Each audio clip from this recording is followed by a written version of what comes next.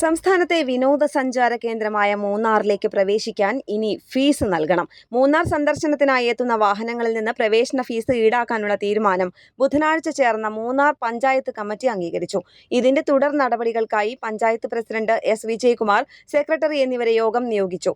ഓഗസ്റ്റോടെ പദ്ധതി നടപ്പിലാക്കാനാണ് ലക്ഷ്യമിടുന്നതെന്ന് പഞ്ചായത്ത് പ്രസിഡന്റ് പറഞ്ഞു. രാഷ്ട്രീയ പാർട്ടികളുടെ നേതാക്കന്മാർ, സാമുദായിക സംഘടനാ നേതാക്കന്മാർ, കളക്ടർ എന്നിവരുമായി ചർച്ച നടത്തിയ ശേഷം വാഹനങ്ങൾക്ക് ചുമത്തേണ്ട നിരക്ക് തീരുമാനിക്കും. മൂന്നാറിലേക്കുള്ള പ്രധാന പ്രവേശന കവാടങ്ങളിൽ ഹരിത ചെക്ക് പോസ്റ്റുകൾ സ്ഥാപിച്ചു. വാഹനങ്ങളിൽ നിന്ന് പ്രവേശന ഫീസ് പിരിക്കാനാണ് നീക്കം. മൂന്നാറിലെത്തുന്നവർ പല സ്ഥലങ്ങളിലും വൻതോതിൽ മാലിന്യം തള്ളുന്നുണ്ടെന്നും ഇവ ശേഖരിക്കുന്നവരുടെ വേതനം, മാലിന്യം ഉറവിടത്തിൽ തന്നെ സംസ്കരിക്കുന്നതിനുള്ള ചിലവ് എന്നിവ കണ്ടെത്തുന്നതിനായാണ് ഫീസ് ഈടാക്കുന്നതെന്നുമാണ് പഞ്ചായത്തിന്റെ വിശദീകരണം. പഴയ മൂന്നാർ പോലീസ് സ്റ്റേഷന് സമീപം പെരിയ കവല എന്നിവിടങ്ങളിലായിരിക്കും ചെക്ക് പോസ്റ്റുകൾ. ഫീസ് വാങ്ങുന്നതിനൊപ്പം മാലിന്യം വലിച്ചെറിയാതെ ശേഖരിച്ചു വെക്കുന്നതിനും സഞ്ചികളും നൽകും. തരംതിരിച്ച മാലിന്യം മടക്കയാത്രയിൽ ചെക്ക് പോസ്റ്റിൽ കൈമാറാം. വാഹനങ്ങളുടെ വലിപ്പം അനുസരിച്ചായിരിക്കും ഫീസ് നിശ്ചയിക്കുക.